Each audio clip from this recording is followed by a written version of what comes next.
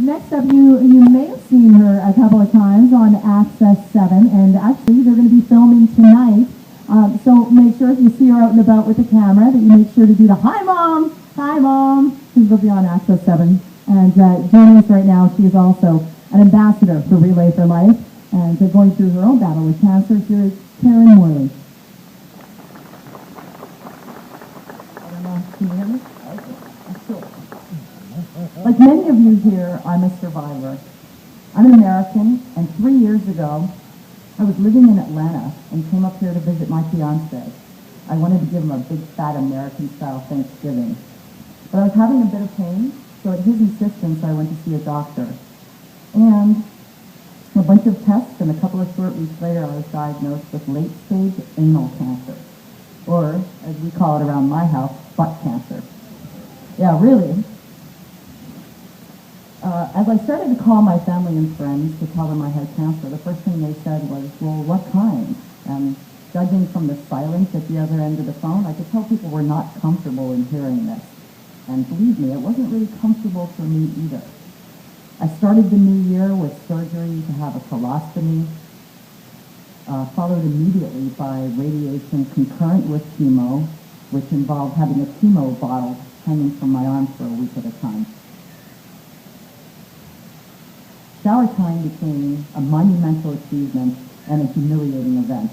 I was standing there looking like a 5th grade science fair project. Tubes and bottles and pouches and staples and more saran wrap than a Canada Day picnic. Okay, thank you, sir.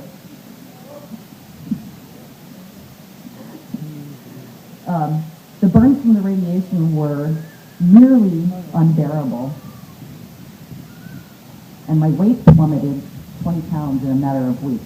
But how could I complain? The doctors were treating me even though they didn't have to, right, because of the American thing. They didn't have to treat me, but they did, and I owe them my life. Even so, I was devastated inside, and I found it hard to find somebody comfortable to talk to. My husband, or fiancé at the time, had lost his wife to cancer already, so you can imagine how he felt. My social workers at the Saskatchewan Cancer Agency, they were dealing with trying to find a way to help me pay for all of this treatment. That American thing again, you know. So, but that's okay, right? Because soon I was going to have the wisdom of the ages, right? We've all seen those movies where you got the cancer patient and they got that great music and they are suddenly in touch with the universe and they mete out in small poignant doses all of that advice. Well, somehow I missed that appointment where they gave out the material because I'm just me with cancer, but at the end of the day, I'm still me.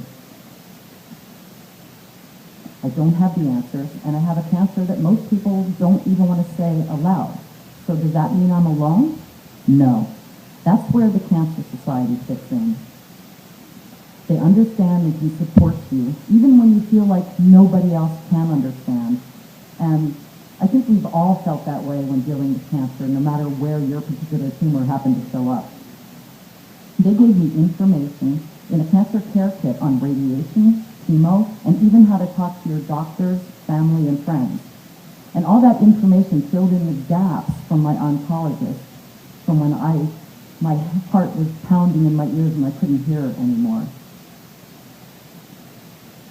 It helped my family understand what I was going to go through because they could read it and understand it at their own pace.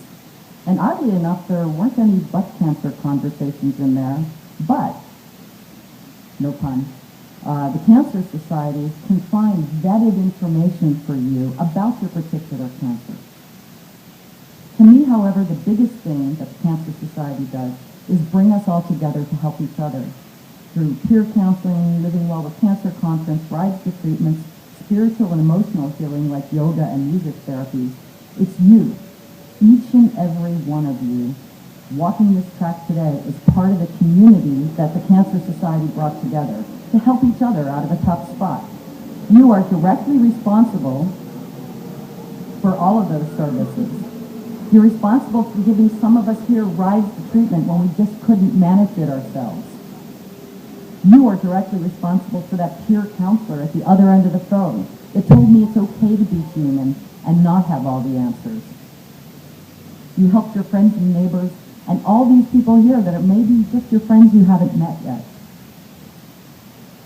I didn't know about a lot of these services when I first got diagnosed, but I do now. And I want to thank each and every one of you, and everyone that supported your teams, or bought daffodils, or donated their time. We're survivors, we're caregivers, we're doctors, we're nurses, and we're just people who plain give a damn. So this is why I support the Canadian Cancer Society, because they don't do for us.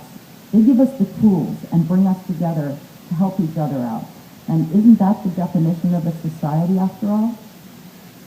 I'm really proud to be a part of your society. So let me tell you in my best Atlanta drawl, I thank you, each and every one of you, every day.